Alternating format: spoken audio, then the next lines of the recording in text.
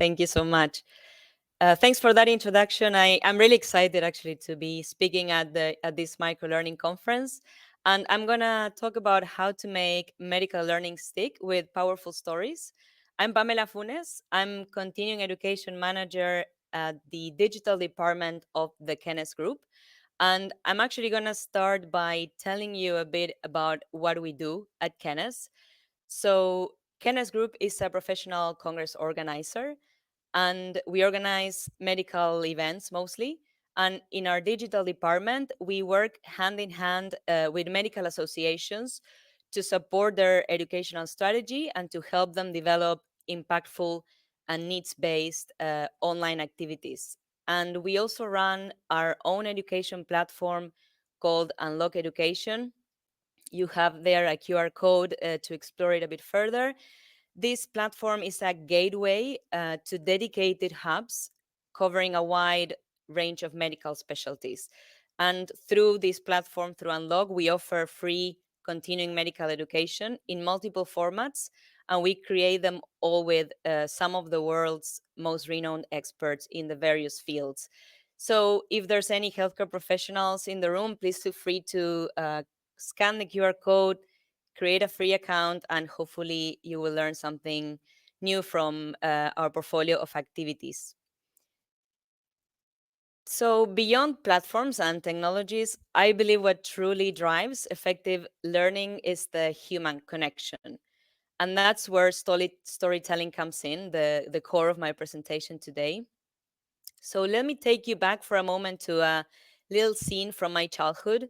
I grew up in Argentina in a family where both of my parents are doctors.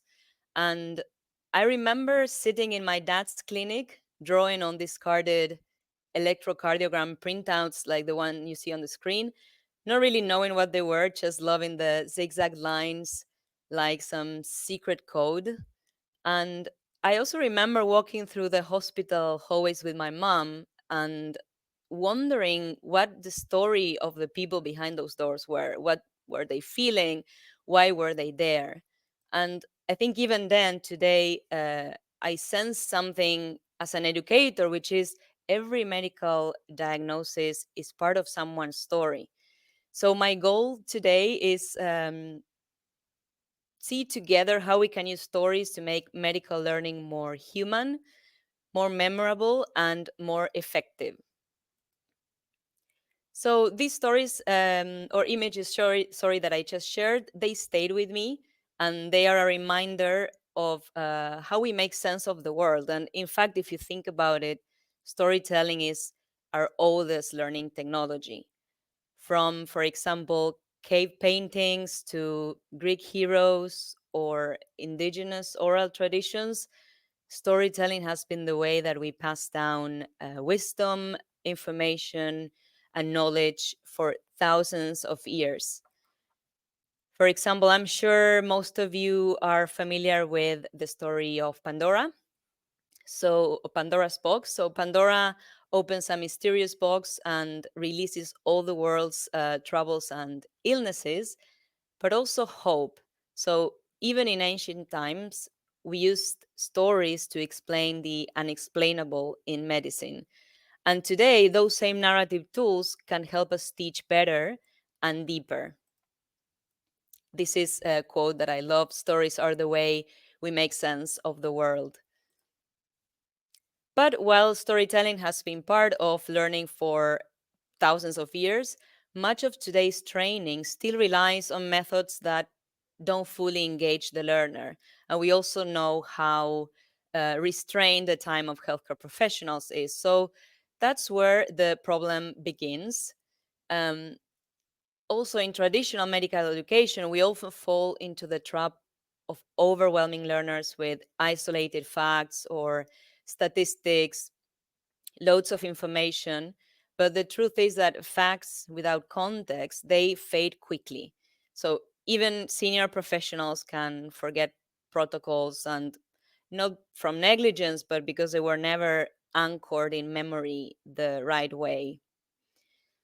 So stories, they can work as a cognitive scaffolding. So they help learners organize and retain knowledge more effectively.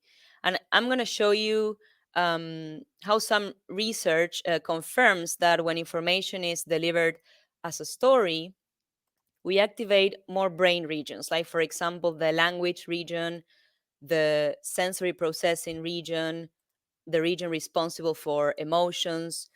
So this means that the brain creates more pathways to store and recall the information later on.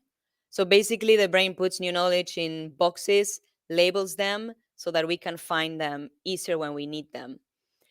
So also imagine these situations, we all had it before, where we say, yeah, it happened to a friend of mine, or it happened to a friend of a cousin. These sort of little anecdotes that stick with us and we bring to conversation over and over again in different situations. And every time we are retrieving a memory, we are making it stronger. And that's why we always remember it. So if we can create that same effect in training, I think we've truly succeeded. But before developing a story, we need to understand who is our audience. So it's important to have a look at how adults learn best. And teaching with stories hits 4 key points that I'm going to show next. So, first is relevance. So, we learn best when we see how to apply the knowledge in real life. So, when we see information in context, it's easier for us to remember it and apply it. Second is a prior experience. So stories connect new information to what we already know. So by linking content to learners' own backgrounds, we make it more meaningful and relevant to them. The third one is problem-centered learning. So by creating stories where learners need to make decisions or take actions and see the consequences of those, we are also creating the ideal environment for them to have an active role in their learning journey. So we give them autonomy, and all of this contributes to knowledge retention. So give your learners control. You know how much adults love that as well. And finally, emotional engagement. So when a story makes us cry, laugh, or resonate with us emotionally somehow, we remember it. So next, I will try to explain what makes a story stick, especially in medical context, but we'll see it broadly first. So we don't just need to come up with any story. There are a few elements that will make the brain say, hey, this matters. Remember this. And I chose The Lion King because I think most of you will be familiar with the story, but we first need a relatable character. So we have Simba. It can be a real or a fictional one. You need a conflict or dilemma, so something that is a stake. In this case, Simba runs away from his kingdom. He gets lost, can't come back, and then his father goes look for him and dies in a very, very tragic accident. Um, then we have emotions. So we don't necessarily mean tears, although we had a lot of those with Mufasa's death, but something that makes the learner care. So Simba falls in love, he makes new friends, he grows up away from the family. And then we need a resolution or a reflection in the case of medical training, because there's not always a happy ending. Um, and in medicine, it might be like how to experience or accept or adapt to a specific circumstance, or just a lesson learned, for example. And next, yeah, let me show you how we use storytelling in one of our programs using 7 tabs. So this is James. You can also scan the QR code to have a feel of how it looks on your mobile phones then. James is a 50-year-old person living with type 2 diabetes, chronic kidney disease, and other comorbidities.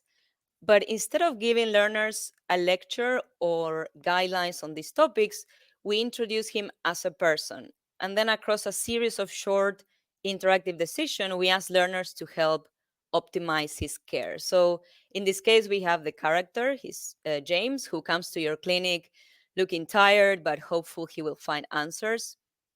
We have a conflict or a tension. So there's complex comorbidities that he's dealing with suboptimal control. There's emotion, so learners empathize with the character. They recognize him as someone they might know or they might see in their clinic. And there's a resolution or a reflection reached by learners through a series of decisions they must make throughout the training. So just a comment on this: for patient confidentiality and privacy reasons, like always make sure you have the permission of the patients to show their data, or otherwise de-identify the cases in your stories. And of course, yeah, don't include images or lab results or anything that could have personal information from the learner. Then I'm going to show some feedback we received on the full version of the course, let's say, because the one you will see through the code is just a sample. So we asked, sorry, we asked learners how confident they felt before taking the training and how confident they felt afterwards. And it was great to see that 62% of the people who enrolled in the training felt more confident after having completing the case. And we also asked what was the most valuable part of the simulation. And 83% of learners also stated it was the real world scenario. So it also shows how well it resonated with our audience. Here is another example of a course we developed to help healthcare professionals have conversations about breastfeeding with parents in a safe environment.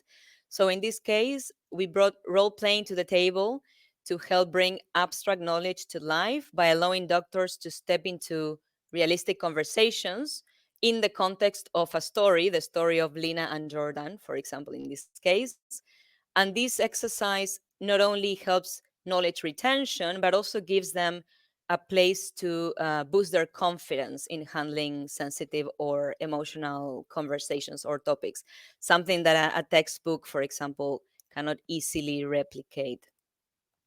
And also a question that we asked in this training and in many of our trainings is whether they intend to make changes to their practice as a result of completing the training. And it was good to see that almost 40% plan to implement changes in their practice based on the information presented. And my last example is just to show you an idea of how to convert some dry content into content that will stick more. So in this first image, we have an introductory text talking about allergic reactions and what happens to the immune system. And in this other one, we took the same content, but instead of starting with some dry introduction, we introduced a relatable character, his kid called Henry, who is experiencing allergy symptoms. And then using interactive elements, we added what the doctor observed and introduced with these elements more concepts and more ideas into the course. So to wrap my presentation up, I wanted to share 5 practical tips that you can consider next time you're planning to implement storytelling in your trainings. And you will also be able to scan a QR code to download an infographic with these tips. So first, start with a person instead of a topic to make it more relatable. Build in a decision or tension. Sorry, the lights at the office turned off. So a moment of uncertainty inviting reflection. Anchor facts in the story's flow. So take maybe complex concepts or clinical content as part of what the learners need to decide. Keep it short but human. So always tie them to learning objectives. You can have a micro story tied to each objective, but keep it focused. So one decision or one challenge tied to one learning objective, and end with a consequence, outcome, or reflection. Always it's good also to show, in this case, healthcare professionals, our target audience, the results of their decisions. So you can show at the end how their decisions had a positive impact on the patient. So again, you can scan the QR code. There's also a bonus tip there as well um, in the infographic. And before I finish, some other ideas. If you want to make a training interactive, you could, for example, show the desk of a clinician and let the learner explore the desk at their own pace. Let them zoom in different elements like sticky notes or maybe a notebook with the doctor's notes, or include a mobile phone with a voice message explaining some of the concept. Something that also works well is having in the story a character who can learn from your learner. So an intern or a more junior colleague, someone who comes to you as a learner for recommendations and guidance. So this also gives the learners authority and a sense of responsibility. So just to wrap up, I would like to say I had two co-authors who helped me with this presentation and contributed to the thought process. This is one of them, the other one a bit less engaged, but I think you would agree that they make the perfect ending to this presentation. Thanks. You had me there. Can we get a round of emojis, not only for the cat bait and hook at the end there, but just for the presentation as a whole. That was good. I was like expecting, like, and these are my coworkers. Like, that was good. I like that. That was rock solid. Thank you for that one. Of course. And also, I have 8 kids. So you can never go wrong with a Lion King analogy there. So I love the Right? way you Yeah, brought, yeah. right? Yeah, like I that was thought great. so. I love that in terms of the storytelling and actually bringing in those elements, which, like you said, in healthcare, I've spent a great deal of time in healthcare. And that's a big deal when you're trying to figure out, how do we take these really dry, complicated things? Yeah, Well, you add a character and a story to this, and yeah, it really does change the story because people connect to it and they feel like, wow, I see myself in that, or indeed. I've seen this before. So I love the way that you pulled that together. So thank you so much for that. I really enjoyed that. Very happy So to we're hear. yeah. Were there any challenges that you had to doing that? Like, I know in my experience, sometimes it it's Hmm. unfamiliar when you first start doing it. And so sometimes it can be perceived different, especially to subject matter experts that are like, Yeah, why are we telling a story about, yeah, Edna here? yeah. I don't like this. Yeah, actually, that's a good point because some subject matter experts are really used to these sort of formats and some are completely new. So we find that works showing them first the benefits of a case Okay. like this or a content like this. And sometimes it helps to even give them something to get started because some struggle to come up with a case or with a story themselves, even if they see patients every day. So we give them maybe the introduction or some bullet points to Okay. think about, some questions like what they see in their practice, what are people not doing that they should be doing, common errors, and how we can tie that, sorry, to learning objectives and what we really want to achieve, whether Okay. it's transmitting knowledge or improving a skill. But in general, we notice they really like them as long as you keep it realistic. It's not for every audience, but in the case of medical training, it really works. Yeah, no, I mean, I think I would say it works on any audience. It really does, because Mm. it really connects things. And one of the things that, especially in this AI age where everybody's going, oh, AI is going to take away, everybody's job and all this. This is one of those areas where Yeah. that human component of an expert being, because no physician Mm. is going to do that. And if a physician just talks to AI and goes, turn it into a course, Yeah. it might be organized, but it's going to be really boring stuff that is not going to be any better. And being able Yeah. to take that and say, now, how do we repurpose this? How do we shape that? It Exactly. is a perfect example of how we transition our effort Yeah. away from, let me just take all this junk and restructure it and Yeah. actually repurpose it and remold it into something that drives better Yes. better value. So I love that. Yeah, yeah, 100%. And we as educators can also guide the thought process of the expert because maybe there are things in the case that they don't think about. No. So I think it's also our responsibility to try to take the best out of the case Yeah. from them. So yeah, always work with your experts. I think you can work with AI for maybe a structure or a case idea, but always have experts who are reviewing the content and who are bringing, yeah, the human experience to the course or the Yeah. program.